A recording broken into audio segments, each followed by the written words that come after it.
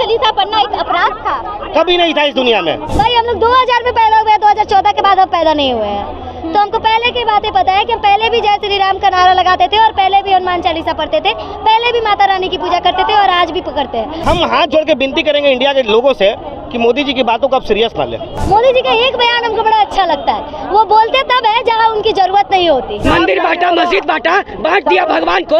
हाथ जोड़ के निवेदन करते हैं, मत बांटो इंसान को, मत बांटो इंसान को। हास्य की भाषा नहीं लिखी है, नहीं गजल सुनाता हूँ। ध्यान दीजिएगा मैडम, हास्य की भाषा नहीं लिखी है, नहीं गजल सुनाता हूँ। अरे कविता लिखनी नहीं है आती, चीखे लिखते जाता हूँ। देश मेरा जल रहा है, आग लगी है सीने में। हुक्मरान सा व्यस्त दिखा है, आग लगी है सीने में। तो मैं राम मंदिर या बाबरी का पक्ष नहीं मैं लाया हूँ। घायल भारत चीख रहा है, चीख सुनाने आया हूँ। जलते लोहे को पिघलाकर आकार बदल देंगे। इस बार मोदी को हटा के हिंदुस्तान का पूरा नक्शा बदल देंगे। नमस्कार, मैं फरत अफसर और आप देख रहे हैं उल्टा चश्मा यूसी।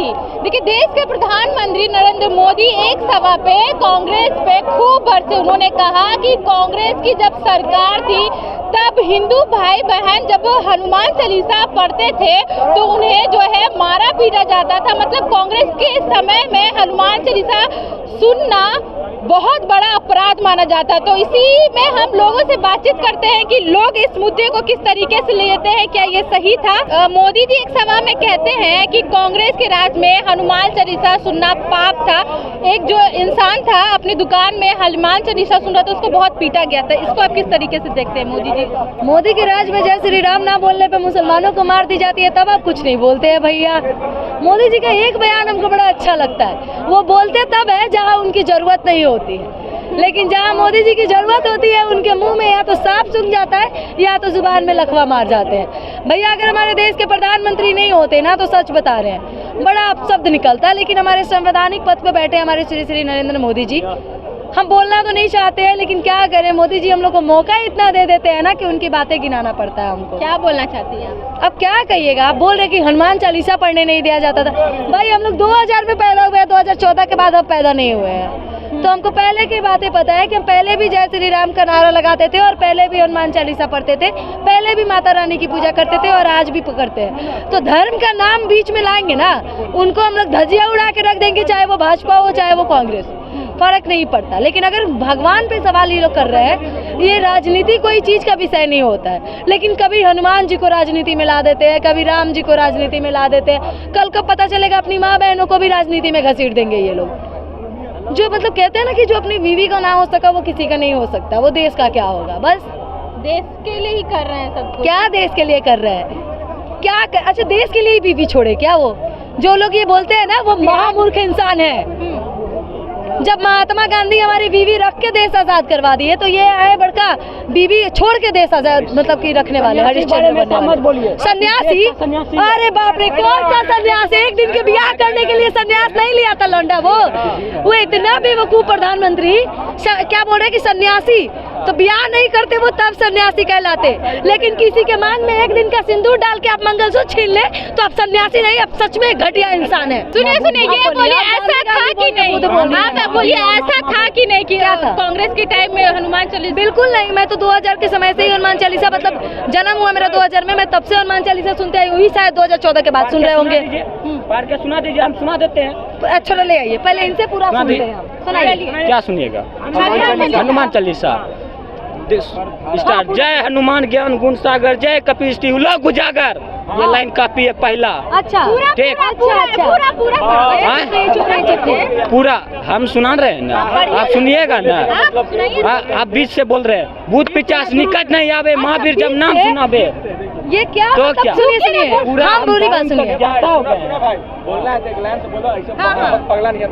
क्या पगला? सुनिए ना, हमको 4 लाइन में, इनको 2 लाइन ज्यादा। जय हनुमान ज्ञान गुण सागर, जय कपीस लोक उजागर, रामदूत अतुलित बलधामा, अंजनी पुत्र पवन सुत नामा। ये जो बोले भैया 4 लाइन हम आपसे ज्यादा सुना दिए। आपने क्या बोला कि हम लोग को ज्ञान नहीं है?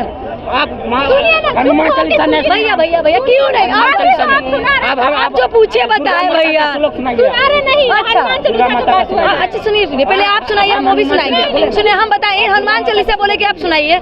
मैंने हनुमान चालीसा सुना के सुना दिए। एक ही लाइन है, एक मिनट चुप रहिए। जय श्री राम जय भवानी, अब की बार मोदी 400 पार, लास्ट लाइन। ये लोग पता है ये लोग क्या है? मोदी का विकास यही लोग है। इन लोग के इनके मम्मी पापा ने पैदा नहीं किए हैं, इनको मोदी जी ने पैदा किया 2014 के बाद। ये उन बच्चों में आते हैं। ए भैया 2014 के बाद आप लोग पैदा हुए होंगे, हम लोग नहीं। भाग गए, अच्छी बात है। रुकते तो शायद हम बोल देते कि मोदी जी का विकास सच में आप लोग है। आप लोग को ही मोदी जी ने पैदा किया है। हम लोग को मेरे माँ बाप ने पैदा किया भाई, मोदी जी ने नहीं। सुन लो, अंधभक्त लोग हैं मोदी जी के विकास लोग। आप ही लोग हैं मोदी जी के विकास, हम तो नहीं है भैया। हम लोग नहीं है।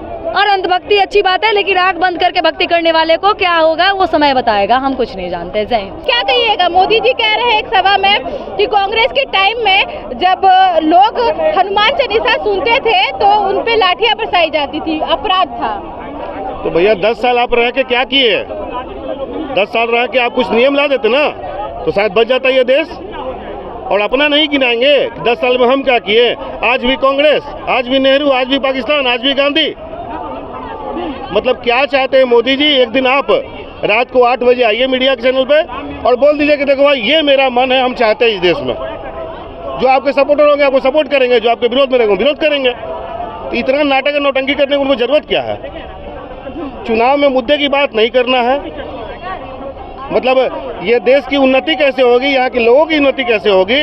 80 करोड़ लोग जो फ्री में राशन ले रहे हैं उसको कैसे बाहर निकाले, उनको रोजगार दे कि अपने बलबूते खड़ा रहे वो। ये नहीं, बस हनुमान चालीसा तो मंदिर मस्जिद तो यहाँ तक कि मंगलसूत्र अपना इतना स्तर गिरा दिए।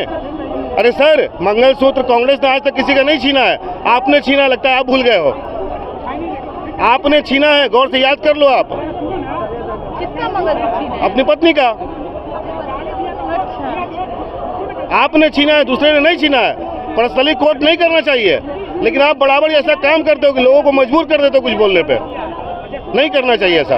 आप प्रधानमंत्री है सर, आप 140 करोड़ जनता को रिप्रेजेंट करते हैं। दुनिया के सबसे फेमस इंसान है आप, दुनिया की सबसे बड़ी पार्टी है, सबसे अधिक पैसे वाले हैं आप। फिर भी आपको झूठ बोलने की जरूरत पड़ रही है कि कांग्रेस ने मैनिफेस्टो में ऐसा लिखा। कहाँ लिखा है मेरे भाई?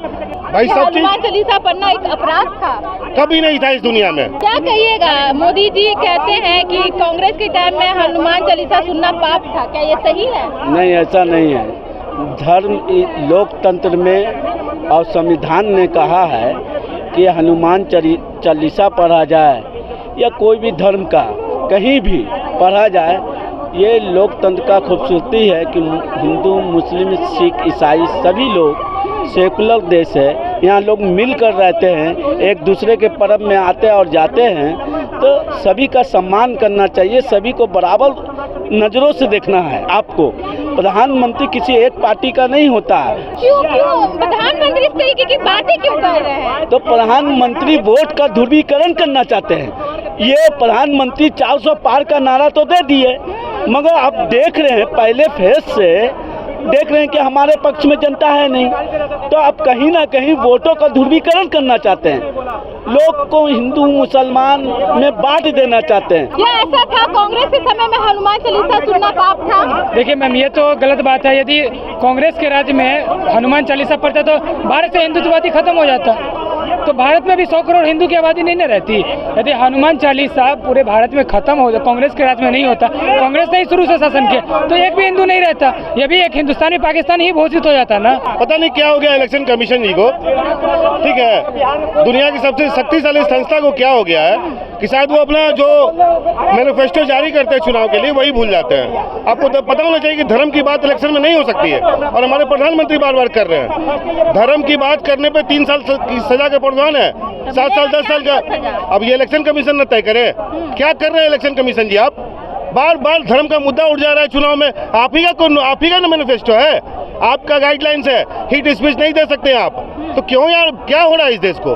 क्यों आपको कार्रवाई करने में डर लग रहा है क्या मोदी जी पे? बाकी आप राज ठाकरे, उद्धव ठाकरे पे कर सकते हैं, इन पे नहीं कर सकते।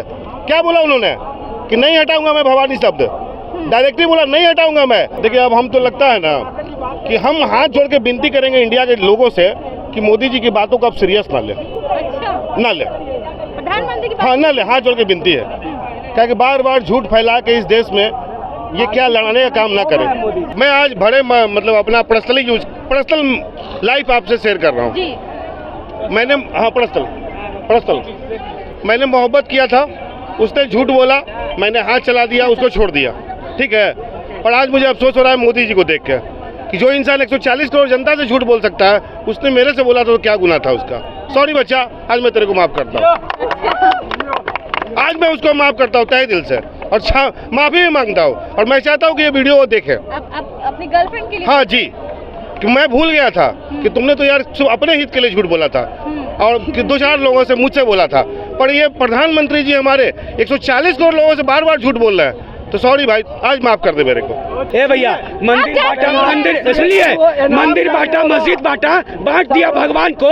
हाथ जोड़ के निवेदन करते हैं, मत बांटो इंसान को, मत बांटो इंसान को। यहाँ इंसान को बांटा जा रहा है, यहाँ इंसान को बांटा जा रहा है, यहाँ धर्म पर राजनीति हो रहा है, यहाँ आस्था के साथ खेला जा रहा है, उसको बंद कीजिए। बोलेंगे, ध्यान दीजिएगा।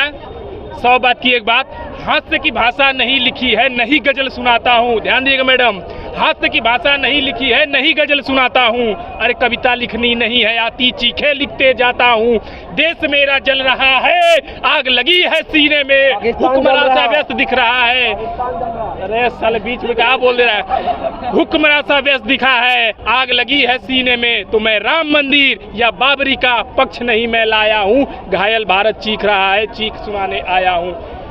जलते लोहे को पिघलाकर आकार बदल देंगे। इस बार मोदी को हटा के हिंदुस्तान का पूरा नक्शा बदल देंगे। जिस तरीके से नरेंद्र मोदी जी सभा में कहते हैं कि कांग्रेस की सरकार में जो हनुमान चालीसा पढ़ना बहुत बड़ा पाप था, तो हमने जनता के बीच गए और जनता से हमने बात किया, जनता से जानने की कोशिश किया ऐसे वाकई में था। तो आपने सुना जनता ने क्या कुछ कहा है। तो ऐसे तमाम खबरों के लिए बने रहे उल्टा चश्मा यूसी के साथ। मैं फरत अफसा, पटना।